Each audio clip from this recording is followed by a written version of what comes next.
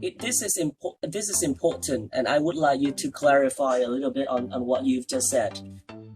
As far as I can remember, you said that our field is made of stories, not facts, right? Well, but if we say so, well, do we stand the risk? Do we run the risk of discrediting our field as not being scientific? Because this is just about theory. This is not about facts. And for researchers like us, how do we confirm that our field is scientific, and what should we do with that? Well, the scientific field is in just the same position that we are in. There's no difference. The whole world is entirely discursive.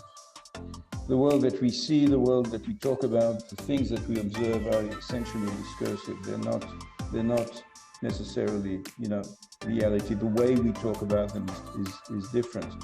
So yes, we are scientific as we can be. But what does it mean to be scientific?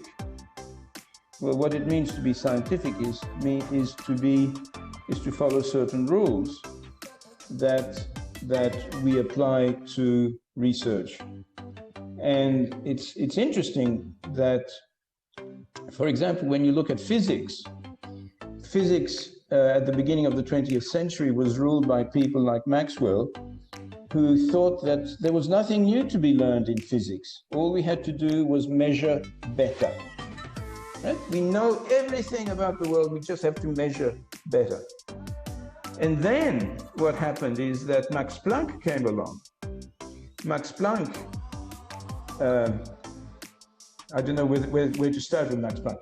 Max Planck invented quantum theory. Right? So when quantum theory was invented, the certainty of physics disappeared.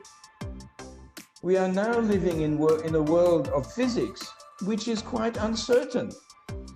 We work, for example, in a world where light is made up of particles or of waves. It cannot be both, apparently. I don't know the theory of it, but apparently it cannot be both a particle and a wave.